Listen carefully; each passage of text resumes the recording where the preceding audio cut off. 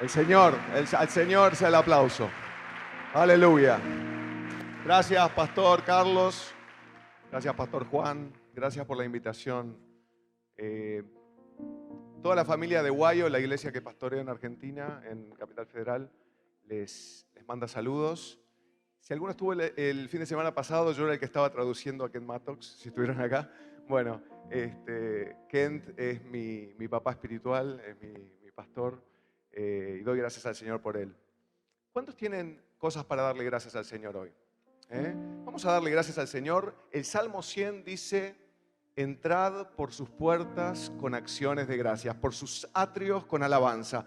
Y yo creo que entramos en la presencia de Dios cuando damos gracias. Y si no tenés nada para darle gracias por lo que hizo, empezá a darle gracias por lo que va a hacer. Porque va a hacer milagros, maravillas y prodigios. Vamos a darle gracias. Gracias, Señor. Gracias, Padre, en el nombre de Jesús, por lo que vas a hacer, Señor. Gracias por lo que has hecho ya en toda esta iglesia. Gracias por la maravilla, Señor, que estamos viendo en estos videos. La gente salva, la gente bautizada. Por tanta obra que la iglesia está haciendo, Señor. Gracias por esta iglesia que es una iglesia como tú mandas, como Dios manda. Una iglesia que hace obras, una iglesia que va a las naciones, una iglesia que está donde nadie está, una iglesia que predica, una iglesia que ayuda, una iglesia que pone de lo suyo para hacer de este mundo una tierra que sea para Dios. Amén. Así que damos gracias por eso y gracias por lo que el Señor va a hacer en tu vida hoy. Amén. Hoy vengo a darte una palabra de Dios. Una palabra que es fe. Creo que el Señor quiere darte en esta noche una inyección de fe en el corazón, directo. Amén. Creo que el Señor hoy te va a sacar de acá con ganas de salir a comerte la cancha. Haciendo una analogía futbolera, porque creo que el Señor quiere hoy que todos nosotros salgamos con una fe renovada de acá. Y vamos a ir a la palabra que nos va a guiar hoy, que está en Marcos 11, versículo 21, y vamos a leer hasta el 23. Marcos 11, si tiene su Biblia puede abrirla, versículos del 21 al 23. Dice lo siguiente, dice que entonces Pedro, acordándose, le dijo: Maestro, mira la higuera que maldijiste, se ha secado. Respondiendo Jesús les dijo: tened fe en Dios, porque de cierto os digo que cualquiera que dijera a este monte, quítate y échate en el mar, y no dudare en su corazón, sino creyere que será hecho lo que dice, lo que diga le será hecho. Amén. Esa es la palabra para hoy. Tomala, atesorala, porque es tuya. Es una palabra que el Señor te predicó a ti hoy. A ver, ¿qué había pasado antes de que Jesús dijera esto? ¿Se acuerdan que Jesús había maldito una higuera? Jesús había hablado en contra de una higuera. Está un poquito antes, en Marcos 11, versículo 12. Dice que al día siguiente, cuando salieron de Betania, tuvo hambre Jesús. Y viendo de lejos una higuera que tenía hojas, fue a ver si tal vez hallaba en ella algo, pero cuando llegó a ella, nada halló sino hojas, o sea, no tenía fruto, pues no era tiempo de higos. Entonces Jesús dijo a la higuera: nunca, jamás coma nadie fruto de ti. Y lo oyeron sus discípulos. Y lo que está diciendo Pedro en ese momento, que se acordó, es que la higuera esa estaba completamente seca. O sea, Jesús tenía poder. Diga poder en la boca. Diga poder en la boca. Y así como Jesús tiene poder en la boca, usted tiene poder en la boca. Amén. Entonces, en este pasaje, ven la higuera de nuevo y la ven seca. Y Él les dice esto, les dice: tengan fe en Dios. ¿Por qué es importante que tengan fe en Dios? Porque la fe no tiene que ser en uno mismo. Cuando uno tiene fe, creo que esto es una clave, la fe no es en mí mismo. La fe es en aquel que está conmigo. Amén. Diga: aquel que está conmigo. Dígale al que está al lado suyo: el Señor está conmigo. Y dígale: el Señor está contigo. Y Jesús nos habla de la verdadera fe. Nos dice: tengan fe en Dios. No tengas fe en cómo orás. No tengas fe en si sos lo suficientemente bueno o adecuado para orar. No, tenés fe en Dios. Y la verdadera fe, según este pasaje, es que si le decimos al monte, o sea, hablamos al monte, que se quite y se eche al mar, o sea, le hablamos al problema que tenemos, decí: hablarle al problema. Hablarle al problema. Si le hablamos al problema, y le decimos que se vaya y no dudamos en nuestro corazón, sino creemos, lo que digamos será hecho. Eso es lo que nos enseña Jesús. ¿Cuántos dicen amén a eso? Ahora, ¿cuál es el desafío de esta escritura? ¿En qué nos desafía? Muchas veces, y siendo muy honestos, en el fondo, cuando nosotros hablamos u oramos, no creemos que Jesús vaya a hacer lo que nosotros estamos pidiendo. ¿Cuántos se sienten identificados? A veces oramos y ni nosotros mismos creemos que Dios va a hacer lo que estamos orando. Eso es el desafío de esta palabra. Esta palabra nos desafía a verdaderamente creer. Muchos, por ejemplo, cuando oran por un enfermo, se ponen a orar y dicen, Señor, si es tu voluntad, sánalo. Como si Dios no quisiera sanar. Porque dudamos en el fondo de que Dios nos vaya a hacer caso. Dudamos de que nosotros digamos algo y vaya a pasar. Pero yo quiero decirte que la palabra que está dando Jesús en este momento es que si vos creyeres y no dudares, todo lo que digas te será hecho. Amén. O sea, si vos crees y no dudás, todo lo que digas con tu boca tiene poder para cambiar la realidad que te está circundando. Amén. Y esa es la palabra que Él tiene ahora para nosotros. Y Él lo demostró que Él tenía eso. Él sanaba a todos los enfermos. Jesús caminó en esta tierra, esto está en Hechos 10, versículo 38, y estaba ungido por el Espíritu Santo. O sea, Él, que es nuestro modelo, estaba ungido por el Espíritu Santo. Tenía el Espíritu Santo. Y como tenía el Espíritu Santo, lo que hacía era, andaba haciendo bienes y sanaba a todos los oprimidos por el diablo, porque Dios estaba con él. Y así como el Padre estuvo con Jesús, está con vos. Así como el Padre estuvo con Jesús, a través de su Espíritu Santo, Él está en este momento contigo. O ignorás que sos templo del Espíritu Santo. O ignora usted que es templo del Espíritu Santo y que no es suyo, que no es suya, sino que es de Dios. Ahora, Dios estaba con él y Dios está con usted hoy. Pero muchas veces nosotros no estamos muy convencidos de esto. Entonces tenemos que examinar un poquito qué es verdaderamente la fe. ¿Qué es la fe? Porque sin fe, dice la palabra, es imposible agradar a Dios. Entonces vamos a ver qué es la fe. Esto está en Hebreos 11. Nosotros conocemos esta palabra. Dice que la fe es pues la certeza de lo que se espera, la convicción de lo que no se ve. Amén. La certeza de lo que se espera quiere decir que estoy seguro de que lo que espero va a pasar. Estoy seguro de que lo que yo espero va a pasar. Yo no dudo porque estoy seguro. Yo creo y estoy seguro. La convicción de lo que no se ve quiere decir que aun cuando todavía no lo veo, estoy convencido de que lo voy a ver y por tanto actúo como si eso ya estuviera. Amén. ¿Cuántos saben de lo que les estoy hablando? Yo todavía no lo veo porque no vivimos por vista, ¿verdad? ¿Por qué vivimos? Por fe. El justo por fe vivirá. Entonces nosotros no vemos, pero actuamos como si lo que no vemos ya fuera. Y después en el versículo 2 dice de Hebreos 11, porque por ella, o sea por la fe, alcanzaron buen testimonio los antiguos. O sea, a Dios le agrada la fe. Tu trabajo, tu obra es tener fe y el producto de esa fe es obra de Dios, no es tuya. O sea que a vos Dios lo que te pide es que tengas fe y Él se encargará del resto. Amén, eso nos saca un gran peso de encima, porque si nosotros oramos por un enfermo y oramos creyendo, el enfermo se va a sanar, pero si no se sana, los culpables no somos nosotros. El que tiene verdaderamente la capacidad de sanar es Dios. Entonces Dios nos pide, ustedes tengan fe y yo voy a hacer el resto. Amén, decirle al que está al lado tuyo, vos orá y Dios va a hacer el resto. Vos tenés fe y Dios va a hacer el resto.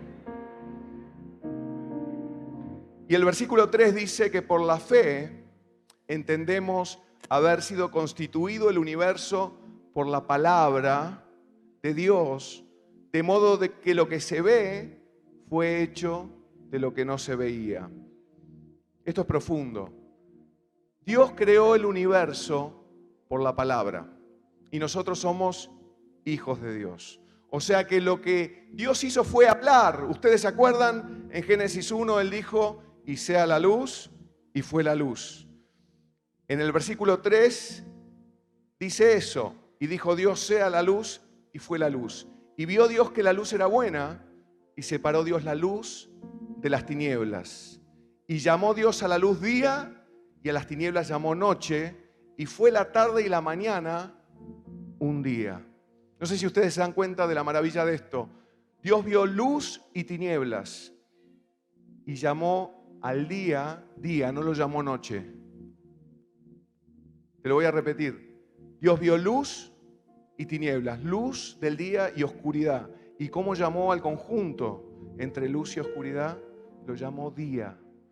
Y yo quiero preguntarte, ¿cómo estás vos llamando a las cosas que todavía no ves? ¿Cómo estás hablando de las cosas que ves? ¿Cuál es tu hablar diario sobre la realidad que te circunda? ¿Hablamos quizá quejándonos o estamos hablando vida? Porque yo te aseguro que el poder de la vida y la muerte están en la lengua. Amén. El poder de dar vida está en tu palabra. Si vos estás diciendo algo, eso que estás diciendo es una semilla que vos estás sembrando que va hacia tu futuro y en algún momento vas a cosechar el producto de esa cosa que dijiste. La Biblia dice incluso que nosotros seremos juzgados por nuestras palabras delante del Señor. Todo lo que vos digas es una semilla que va hacia tu futuro, que vos estás sembrando. La palabra de Dios misma es una semilla que Él siembra en vos. Y dice su palabra que no volverá vacía, sino que hará todo aquello para lo cual fue destinada. Así que vos, cuando hablás, acordate siempre que es importante que siembres una buena semilla con tu lengua. Acordate que la semilla que sembrás, en algún momento de tu vida la vas a cosechar. Eso que hablaste va a pasar, porque así como nosotros somos hijos de Dios y Dios creó por la palabra, nosotros tenemos ese poder también creativo con la palabra y todo lo que digamos pasa. Ese es el poder que tenemos los creyentes y muchas veces no nos damos cuenta y mucha gente está simplemente repitiendo círculos que son círculos viciosos porque nada más lo único que hace es hablar según lo que ve. Ve mal y habla mal. Pero Dios dice que lo que veas, no lo hables. Habla lo que está en el cielo. Habla la palabra de Dios, habla la verdad. Porque es muy importante y el Señor quiere que vos hables de una forma de bendición. El Señor quiere que hables fe. ¿Qué estamos diciendo sobre nuestras vidas? ¿Qué estamos diciendo sobre nuestros hijos? ¿Qué estamos diciendo sobre la situación económica, sobre la situación del país? La palabra que lanzamos es una semilla y esa semilla en algún momento nos encontrará. Cosecharemos eso en el futuro.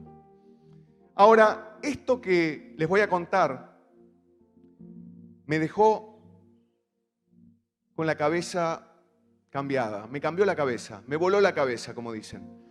Fíjense, hay un pastor amigo mío, que es coreano, que se llama Ariel Kim, es el pastor de la iglesia coreana, una de las iglesias coreanas en Buenos Aires, y él descubrió lo siguiente, en el griego, cuando Jesús dice lo que dice en la escritura en Marcos 11, en el versículo 21 al 24, lo que leímos, en el griego, el sentido no es exactamente como está traducido en la Reina Valera. Y yo encontré la traducción en lenguaje actual, si podemos ponerla, Marcos 11, versículo 22. Vamos a poner Marcos 11, 22 en la traducción lenguaje actual. Dice esto, escuchen lo que dice. Dice, Jesús les dijo, cuando vieron lo de la higuera maldita, confíen en Dios. Les aseguro que si tienen confianza y no dudan del poder de Dios, todo lo que pidan en sus oraciones sucederá. Si le dijeran a esta montaña, quítate de aquí y échate en el mar, solo deben creer que ya está hecho lo que han pedido. Y ustedes se dan cuenta la diferencia. La otra decía que todo lo que pidieran les será hecho. Se hablaba de futuro, pero esta habla de pasado. Dice, solo deben creer que ya está hecho lo que han pedido. Y esto es transformacional, porque nosotros, hermanos, creemos siempre en futuro. Nosotros siempre creemos que lo que Dios va a hacer va a pasar en el futuro. Pero esto lo que nos dice es que tenemos que creer en pasado. ¿Se entiende? Tenemos que creer en pasado. ¿Qué quiere decir? Dios ya lo hizo. Yo creo que Dios ya lo hizo. Por lo tanto, yo camino en eso, aunque todavía no lo vea. Porque ¿cuántos saben que Dios no se guía por el tiempo cronológico como nosotros? ¿Cuántos saben que Dios vio el final desde el principio? ¿Cuántos saben que Dios te predestinó desde antes de la fundación del mundo? Antes de que el mundo existiera, vos ya estabas en el plan de Dios. Y la Biblia dice que todo lo que pase en tu vida son obras que están preparadas de antemano para que vos camines en ellas. ¿Cuántos saben eso? La palabra en Hechos 17 dice que Dios, que es el Dios de todo el universo, esto es el discurso que da Pablo a los atenienses, no es un Dios que habita en templos hechos de manos humanas, ni necesita nada de nadie, pero es un Dios que ha puesto a los hombres un tiempo y un espacio. Les ha configurado un tiempo y un espacio para que buscándolo lo puedan hallar. O sea que nosotros en la tierra estamos en un tiempo que es cronológico, lineal. Pasan los días, pasan los años, pasan las décadas. Pero Dios ve el final desde el principio. Él no está sujeto al mismo tiempo que vos tenés. O sea que si Dios dio una promesa sobre vos, esa promesa para Dios ya está dada. Y esa promesa está en los cielos. Esa promesa ya existe. Y lo único que está esperando Dios es que vos camines en esa promesa para que esa promesa pueda manifestarse. Cuando nosotros oramos, venga tu reino, lo que estamos diciendo es, Señor, quiero bajar del cielo, acá y ahora, la promesa que vos ya me diste sobre tu reino. ¿Cuántos pueden decirle al Señor, aleluya, Señor? Aleluya, porque eso ya está hecho. La promesa que el Señor dio ya está hecha, es tuya. Lo único que está el Señor esperando es que vos tengas la fe, la certeza de lo que esperás, la convicción de lo que no ves, y alcances buen testimonio delante de Él, agrades a Él, porque camines ya en esa promesa sabiendo que en algún momento del tiempo cronológico se va a manifestar. El hecho de que no la veas no quiere decir nada. Te lo voy a decir de otra forma. Existe la realidad. La realidad es realidad. Pasa, es realidad, está. Pero la realidad no es la verdad. Son dos cosas distintas. Si vos te enfocás solamente en la realidad, solamente vas a ver realidad. Pero si vos te enfocás en la verdad y hablas la verdad que está en la palabra de Dios y está escrita en los cielos, eventualmente la verdad absorbe a la realidad y se transforma en tu realidad. ¿Cuántos pueden decir amén a eso? ¿Y cuántos pueden darle al Señor un aplauso por eso? Porque el Señor, el Dios del universo, quiere darte sus promesas. Él quiere darte lo que ya está hecho para vos. Él ya vio toda tu vida y ya tiene todos tus regalos ahí, disponibles. Solamente tenés que creer que ya está hecho lo que vos has pedido. Amén. Si creyeras solamente en que Dios puede hacer algo en el futuro, podés creer o no. Eso te trae dudas. Pero si crees que eso ya fue hecho en el pasado, estás seguro. O sea que tenemos que creer en pasado, hermano. Decirle que está al lado tuyo, tengo que creer en pasado. Ya está hecho. Ya está hecho. Lo que Dios me prometió ya está hecho. Solamente tiene que manifestarse. Quiero contarte ahora un testimonio. Es sobre mi esposa. Mi esposa María, cuando nosotros nos casamos. Dicho sea de paso, yo soy un exadicto también. Tuve 15 años de adicción a las drogas, cocainómano, tomaba un montón de drogas y un día esta mujer, que es mi esposa hoy, me predicó. Ella me predicó, yo fui salvo, me cambió la perspectiva de la vida, dejé para siempre las drogas y fui completamente sano de toda enfermedad y de toda enfermedad del corazón también. Y ella, eventualmente cuando nos casamos, esto fue en el año 2002, empezamos a tratar de tener hijos. Y saben que por alguna razón ella no quedaba embarazada. Entonces, justo en esa época, yo ya trabajaba en Turner, yo trabajo en Turner desde el año 2001, o sea que, imagínense, 17 años así que estoy en la compañía, y me mandaron a Estados Unidos. Esto fue en el año 2003. Y cuando me mandaron a Estados Unidos a trabajar, y fuimos, ya hacía 2 años que estábamos, o 1 año y medio que estábamos tratando de tener hijos, y el hijo no venía. Entonces fuimos a ver un médico. Y el médico nos empezó a hacer una cantidad de estudios, y no nos decía demasiado claramente qué era lo que pasaba, pero de a poco nos íbamos dando cuenta que el problema era bastante difícil, pero nunca sabíamos muy bien qué era el tema. Entonces le empezaron a dar hormonas, empezamos a hacer tratamientos para ver si ayudándola un poco ella podía quedar embarazada. Y fuimos a hablar con el pastor Kent. Nosotros éramos pastores allá en la iglesia en Alabama, en Estados Unidos. Estábamos a cargo de la congregación hispana y fuimos a ver a Kent preocupados por esto. Y Kent nos dijo, Dios es Dios. No hagan ningún tratamiento porque Dios les va a dar hijos igual. Y nosotros en ese momento dijimos sí, pero no.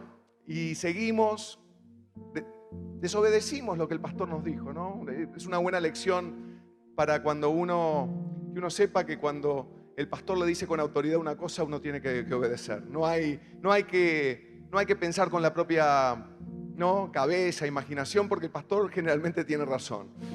Pero nosotros seguimos haciendo tratamientos. ¿Y saben cuántos años pasaron? 6 años.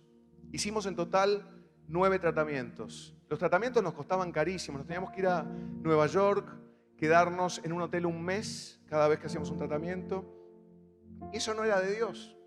Y perdimos una cantidad de dinero y finalmente en el último tratamiento el doctor nos llamó y nos dijo, tengo que decirles la verdad. Nosotros, era hora que nos digas la verdad. Y dice, María, nunca vas a quedar embarazada. ¿Por qué? Le dice María. Le dice, porque vos tenés una cosa que se llama infertilidad primaria. Y la infertilidad primaria quiere decir que vos no producís óvulos. Le dijo, producís 1 óvulo por mes, a veces 2, y como son pocos, son de mala calidad y nunca van a lograr concebir un bebé así. O sea que este tema es inoperable, ya te probamos todo, te dimos todas las hormonas que podíamos darte, no conseguimos que ovules bien, o sea que vos no vas a poder tener hijos, es imposible. Y María le dijo, lo miró y le dijo, pero yo creo en Dios. Y él le dijo, pero Dios, ¿qué tiene que ver? Dijo, no, Dios me mandó tener hijos. Dios me mandó tener hijos. ¿Cómo Dios te mandó tener hijos? Le dijo él. Dijo, Dios me dijo en la Biblia que yo tengo que fructificar y que multiplicarme. Es una orden que dio a la humanidad. Y si Dios me dio esa orden, yo creo que Dios me dio esa orden y yo creo que voy a tener hijos. Voy a quedar embarazada. Y el médico le dijo, me encanta tu fe porque eso te va a ayudar en este tiempo difícil, pero yo quiero decirte que la medicina dice que es imposible que tengas hijos. Y María dijo, muy bien, pero yo voy a volver con un hijo. Te voy a traer un hijo. Y nos fuimos. Y yo le dije a María, escúchame, ya. Es más, el médico le dijo, mira, las actrices de Hollywood tienen hijos en general, cuando son grandes y no pueden, tienen hijos con el óvulo de otra mujer. Eso podrías tratar de hacerlo. Y yo le dije, María, qué buena idea. Y ella me dice, tonto, eso es lo que hizo Abraham con Agar. Es exactamente lo mismo, digamos, solamente en tiempos modernos. Me dijo, eso querría decir a Dios que nosotros no tenemos fe, pero yo tengo fe, Felipe, me dijo. Yo tengo fe y vamos a tener un hijo. Entonces volvimos a casa, Atlanta, ¿y qué fue lo primero que hizo María? Fue a comprar ropa de bebé. Volvió con 2 bolsas de ropa de bebé. Y yo la miraba y decía, esta mujer está loca. Y de repente viene y me dice, mira, compré de varón y compré de nena. Porque creo que o varón o nena, un bebé vamos a tener y quiero estar preparada para los 2. Muy bien, yo decía, ella tiene fe y yo no tengo fe. Decía, ojalá que esto la ayude, porque yo la verdad, hermanos, yo no creía que iba a ser verdad. Pero ella caminaba, escuchen esto, ella caminaba como que lo que todavía no veía ya estaba hecho. Por eso compró ropa. ¿Me entienden? Ella actuaba como lo que todavía no veía, la promesa era verdad. Ella estaba embarazada, pero estaba embarazada de la promesa. Amén. ¿Cuántos acá hay embarazados de una promesa? ¿Cuántos tienen promesas que Dios les dio? Bueno, te cuento que esa promesa ya está hecha. En el nombre de Jesús. Ya está hecha. Y solamente habla y caminá como que ya estuviera hecha. Te cuento lo que pasó. Pasó un mes. Y un día fuimos a la iglesia de Ken Mattox. Y había un predicador que iba a venir y faltó el predicador. Y yo que teníamos que manejar bastante porque la iglesia quedaba en Alabama, donde nosotros éramos pastores, íbamos 4 o 5 veces por semana y quedaba 2 horas de casa por autopista en el auto. O sea que había manejado 2 horas para llegar y el predicador había fallado. Y María me dice, vamos al santuario, que ahí hay gente profetizando. ¿Qué profetizando? ¿Qué te van a decir? Te van a mandar cualquier fruta, que cualquier verdura te van a mandar. Y de repente aparece una señora y la mira así, una señora que María no conocía, y le dice, vas a quedar embarazada en unos pocos meses y tu hijo va a ser lleno del Espíritu Santo como fue Juan el Bautista. ¿Y saben qué? A los 2 meses María estaba embarazada. Quiero mostrarle la foto, si la podemos poner ahí. Esa es María con Juan Bautista.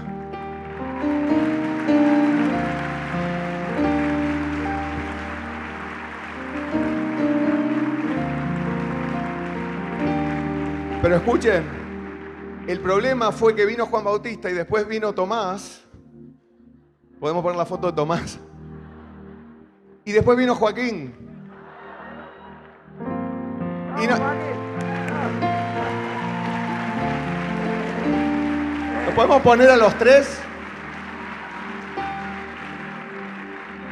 Esos son mis 3 hijos. 3 varones. Juan, Tomás y Joaquín. Ahí está María embarazada de Joaquín, cuando ya no lo podía creer. Ya no podía creer. ¿Saben después qué tuvimos que hacer de esto? Empezar a cuidarnos. Ahí está María con los 3 bebés. Ella es una mamá feliz y Dios honró su fe. Ella actuó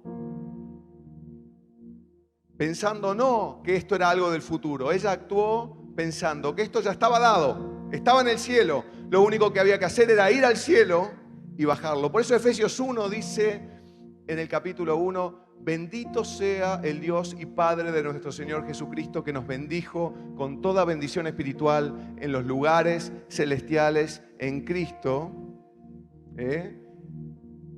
según nos escogió en Él antes de la fundación del mundo. Amén. O sea que Él nos ha escogido antes de la fundación del mundo para que fuésemos santos y sin mancha delante de Él.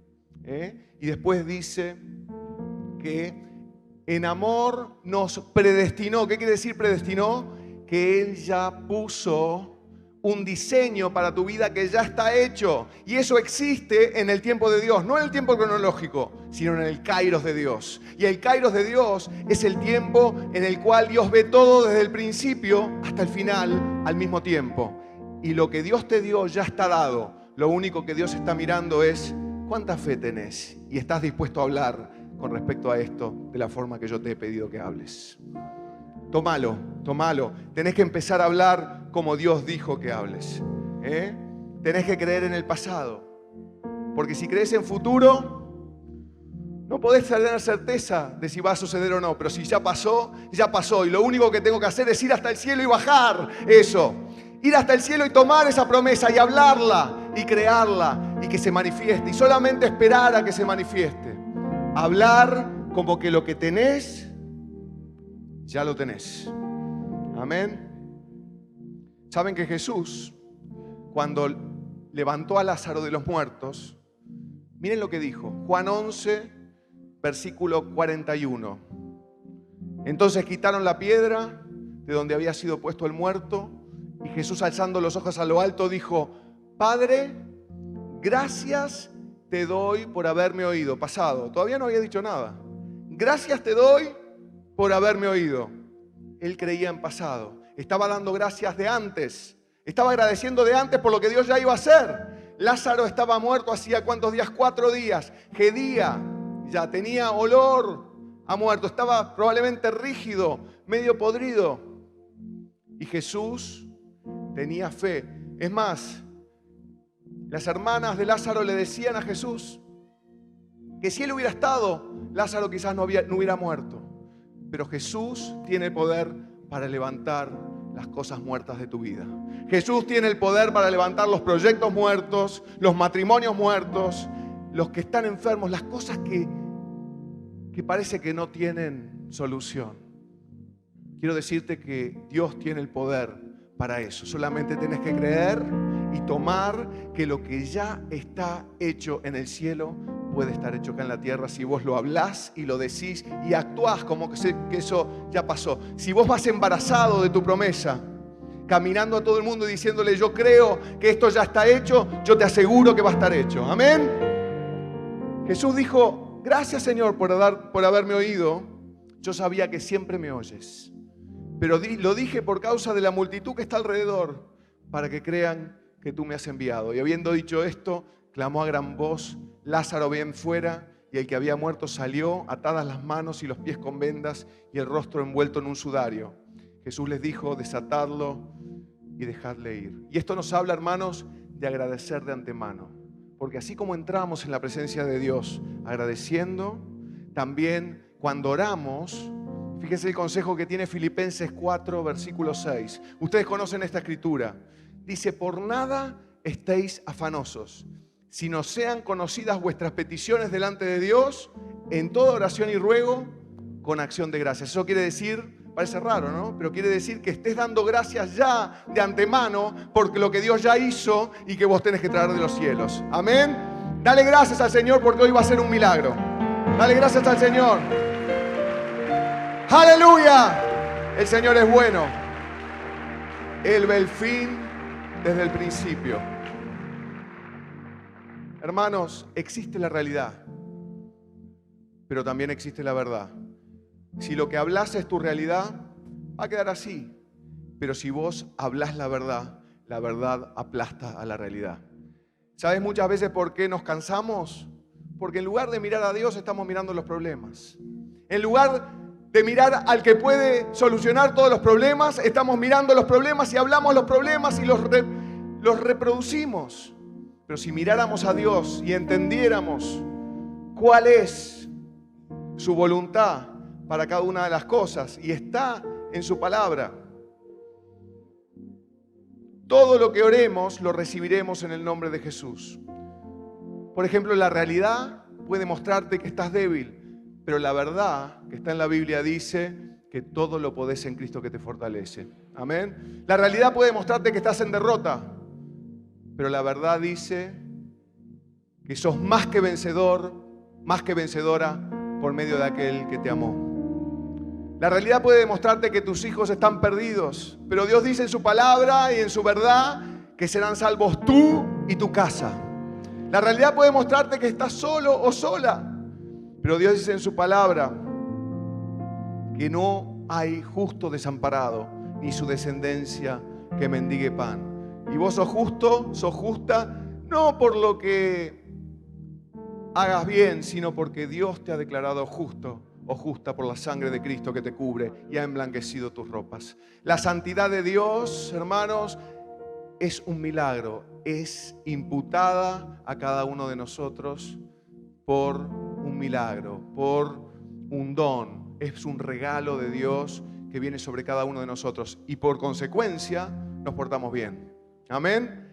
Yo no me porto bien porque es una obligación, yo me porto bien porque Dios me ama y me ha salvado y me ha dado todo lo que tengo y solamente puedo estar agradecido por Él. Era drogadicto y ahora soy sano. No tenía hijos y ahora tengo hijos. Estaba enfermo y Dios me ha sanado.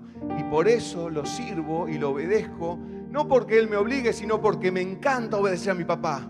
Quiero obedecer a mi papá, quiero hacer todo lo que mi papá quiere, porque esa es la mayor muestra de amor que le puedo dar a Él. Jesús dijo, si me amáis, guardad mis mandamientos. Si verdaderamente lo amamos, hermanos, tenemos que guardar sus mandamientos, porque eso es lo que el Señor quiere de nosotros. Pero sobre todo quiere que le creamos. La fe honra a Dios. Y el consejo de Jesús es nunca mires lo que te está pasando, siempre mírame a mí. Puestos los ojos en Jesús, el autor y consumador de la fe. Puestos los ojos en Jesús, seguimos la carrera. ¿Sabés por qué? Porque el Señor hará que sueños muertos, proyectos muertos, ese cementerio secreto que quizás tenés, aquellas promesas que el Señor te había dado en algún momento de la vida y que quizá olvidaste, son verdad y están vivas, y Dios no es hombre para mentir. Y Él lo que dice lo cumplirá. Él es fiel a su palabra. Él ha puesto su palabra por encima de todo. El Señor cumple sus promesas. ¿Cuántos dicen amén a eso? El Señor cumple sus promesas. El Señor cumplirá. El Señor dijo, el Señor hará. El Señor lo hará para vos. Así como lo hizo para María, lo hizo para mí. El Señor lo hará. Él cumplirá. ¡Aleluya! Un aplauso para ti, Señor. Es a ti, el grande, el primero, el postrero, fuera del cual no hay Dios.